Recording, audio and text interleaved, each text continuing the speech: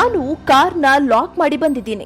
ಕಾರಿನ ಒಳಗಡೆ ಇರೋ ವಸ್ತುಗಳೆಲ್ಲ ಸೇಫ್ ಅಂತ ನೀವು ಭಾವಿಸಿದ್ರೆ ಖಂಡಿತ ಮೋಸ ಹೋಗ್ತೀರಿ.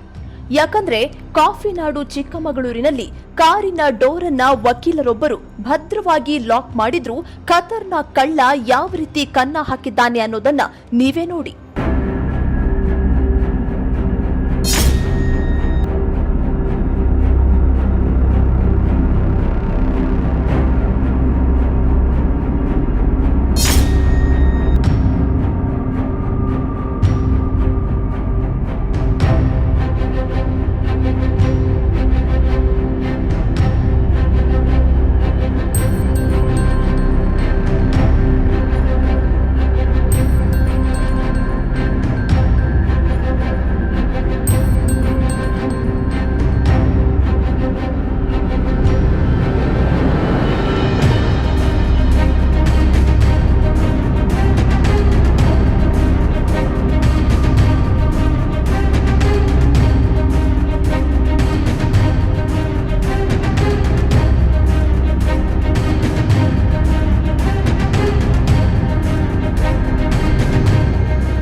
ಹೌದು, ಹೀಗೆ ಮೊಬೈಲ್ನಲ್ಲಿ ಮಾತನಾಡ್ತಾ ನಕಲಿ ಕೀ ಬಳಸಿ ಕಾರಿನ ಡೋರ್ ಓಪನ್ ಮಾಡಲು ಕಳ್ಳ ಟ್ರೈ ಮಾಡ್ತಿದ್ದಾನೆ.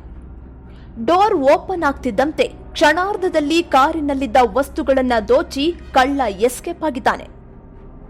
ಅಡ್ವೊಕೇಟ್ ದೀಕ್ಷಿತ್ ಅನ್ನೋರಿಗೆ ಸೇರಿದ ಓಮಿನಿ ಕಾರು ಇದಾಗಿದೆ.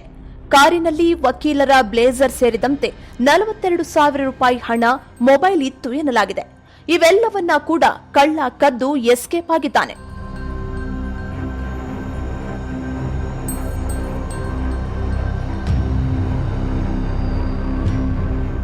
ಚಿಕ್ಕಮಗಳೂರು ನಗರದ ಐಜಿ ರಸ್ತೆಯಲ್ಲಿ ಈ ಘಟನೆ ನಡೆದಿದೆ.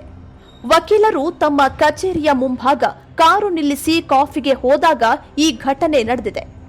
ಇನ್ನು ಹೊಂಚು ಹಾಕಿ ಕಳ್ಳತನ ಮಾಡಿದ ದೃಶ್ಯ ಸಿಸಿ ಕ್ಯಾಮೆರಾದಲ್ಲಿ ಸೆರೆಯಾಗಿದೆ. ಸುತ್ತಮುತ್ತ ಜನ ಓಡಾಡ್ತಾ ಇದ್ರು.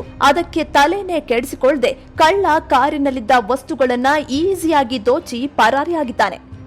ಒಂದೇ ಒಂದು ನಿಮಿಷದಲ್ಲಿ ಕಳ್ಳ ಹೀಗೆ ಕಾರಿನಲ್ಲಿದ್ದ ಹಣ, ಮೊಬೈಲ್, ಬ್ಲೇಸರ್ನ ಕದ್ದು ಎಸ್ಕೇಪ್ ಆಗಿದ್ದಾನೆ.